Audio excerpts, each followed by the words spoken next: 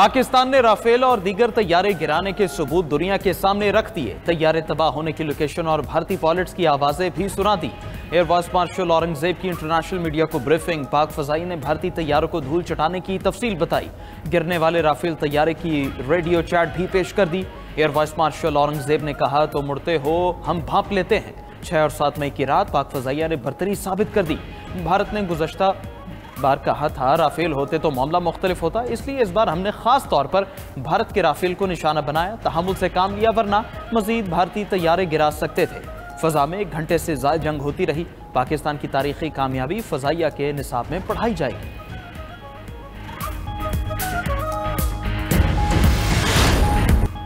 पाक भारत कशीदगी में कमी के लिए आलमी ताकतें मुतहरिक। वज़ीर-ए-आज़म शहबाज शरीफ से सऊदी वज़ीर ममलकत बराए खारजा अमूर की मुलाकात। जनूबी एशिया की मौजूदा सूरत हाल और पाक भारत कशीदगी पर तबादला ख्याल। वज़ीर-ए-आज़म की भारत के मिसाइल और ड्रोन हमलों की शदीद मजम्मत। गुफ्तगू के दौरान कहा, भारतीय जारहियत पाकिस्तान की खुद मुख्तारी और इलाकाई सालमियत की खुली खिलाफ वर्जी है। इस जारहियत से इलाकाई अमन इस्तेहकाम को शदीद खतरात लाहिक हैं। पाकिस्तान अपनी खुद मुख्तारी और इलाकाई सालमियत के दिफा के लिए पुरज़्म है। पाकिस्तान को दिफा के लिए इक़दामात लेने का पूरा हक हासिल है। सऊदी वज़ीर ममलकत ने पाकिस्तानी शहरियों की शहादतों पर इज़हार ताज़ियत किया। आदिल अल जुबैर ने कहा, सऊदी अरब को जनूबी एशिया की मौजूदा सूरत हाल पर गहरी तशवीश है।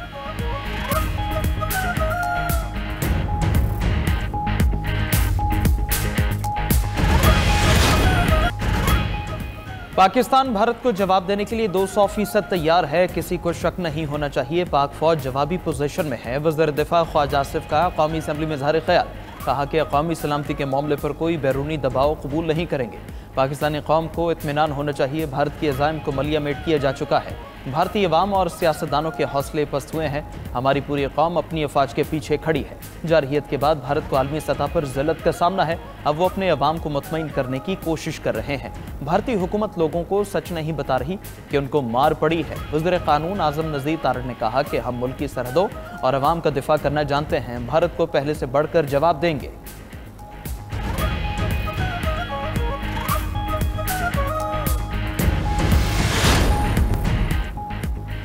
भारत में बेचैनी और पाकिस्तानियों का मोराल बहुत बुलंद है। अमरीकी अखबार वाशिंगटन पोस्ट के मुताबिक ये समझना मुश्किल है पाक भारत तनाज़ा आगे क्या रुख इख्तियार करेगा, लेकिन भारत में बेचैनी पैदा हो गई है। भारत में 21 एयरपोर्ट्स कम से कम हफ्ते तक बंद कर दिए गए। भारत के कई शिमाली और मगरबी शहरों में जुमेरात को बिजली बंद रही। भारत की मशरक़ी रियासत पंजाब के इलाके गुरदासपुर में जुमेरात को मुकम्मल ब्लैकआउट रहा। पाकिस्तानी शहरी चाहते हैं भारतीय हमले का बदला लिया जाए।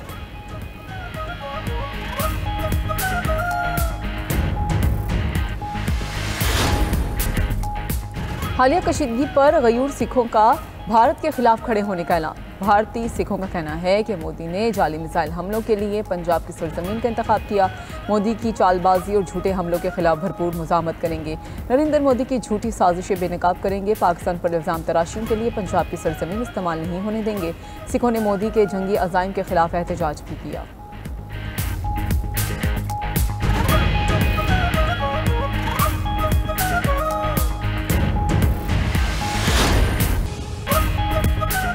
और गजा के मजलूम मुसलमानों का पाकिस्तान से खूबसूरत अंदाज में इजहार यकजहती। गजा के नौजवान फनकार ने रेत पर सब्ज़ हिलाली परचम बनाकर पाकिस्तानी बहन भाइयों से अपनी मोहब्बत का इजहार किया। सब्ज़ हिलाली परचम के नीचे अरबी में लिखा गया था, अहले गजा की जानिब से सलाम हो।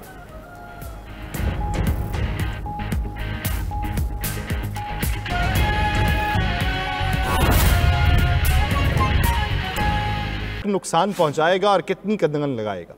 देखिए, पाकिस्तान एक बड़ा रिस्पांसिबल मुल्क है और पाकिस्तान को रूल्स ऑफ एंगेजमेंट का भी पता है, जेनेवा कन्वेंशन का भी पता है, और हमें ये भी पता है कि हमने सिविलियन पॉपुलेशन को टारगेट नहीं करना है, सिविलियन पब्लिक प्लेसेस को टारगेट नहीं करना है, सिविलियन स्ट्रक्चर्स को टारगेट नहीं करना है। We will go for military और स्ट्रेटेजिक जो मिलिट्री टारगेट्स हैं उस पर जाएंगे।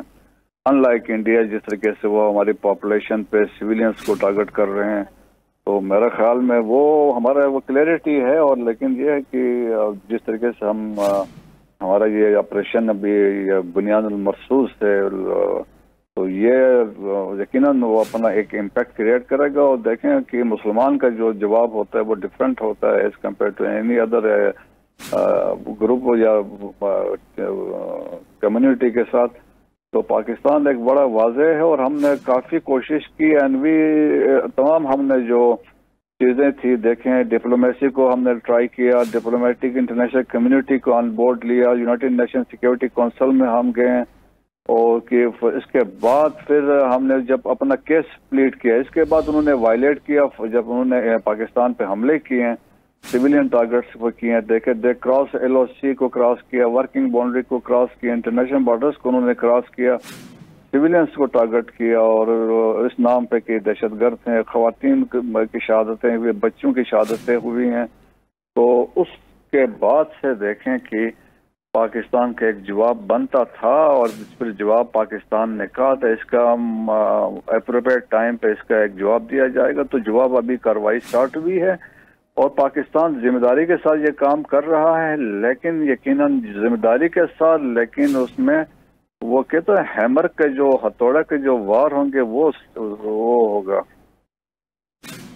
ठीक, मैं मसूद साहब आपकी तरफ आता हूँ, लेकिन मैं ये बताता चलूँ कि अभी जो पाकिस्तान ने बुनियानुल मरसूस के नाम से अपने इस ऑपरेशन को लॉन्च किया है, सूरह अल सफ की आयत 4 के अंदर फरमाया गया है, इन्नल्लाह युहिब्बुल्लज़ीना युकातिलूना फी सबीलिल्लाह सफ़ा कअन्नहुम बुनियानुन मरसूस, यानी अल्लाह को वो लोग पसंद हैं जो उसकी राह में इस तरह सफ बंद होकर लड़ते हैं गोया कि वो एक सीसा पिलाई हुई दीवार हों।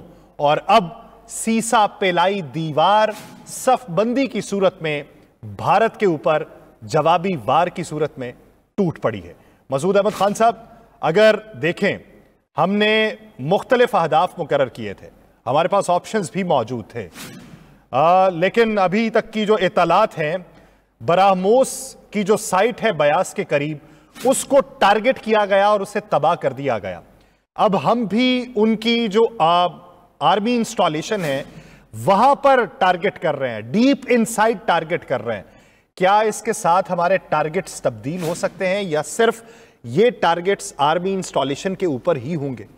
देखें, ये आर्मी इंस्टॉलेशन आर्मी टारगेट्स पे ही होगा और ये डिफरेंट होंगे। और ये तो ये ब्यास वाला ये दिस इज वन टारगेट है, लेकिन हमने कहा रूल्स ऑफ एंगेजमेंट को फॉलो करेंगे, but we will hit certainly different targets को करेंगे and we will hit hard.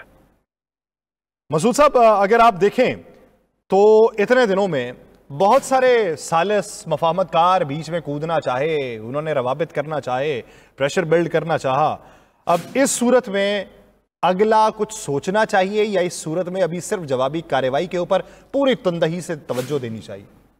मेरे ख्याल में जब पाकिस्तान का ये जवाब कंप्लीट होता है तो इसके बाद ठीक है, डिप्लोमेसी को चांस देना चाहिए, क्योंकि पाकिस्तान का हक बनता था जवाब देना और आर्टिकल 51 यूनाइटेड नेशन चार्टर के तहत पाकिस्तान का बनता था, तो पाकिस्तान ने इसका जवाब दिया है। और तो उसके बाद से देखें कि ऑलरेडी जो Saudi state minister for foreign affairs Pakistan में आए हुए हैं और अभी रिसेंटली बहुत सारे ईरानी फॉरेन मिनिस्टर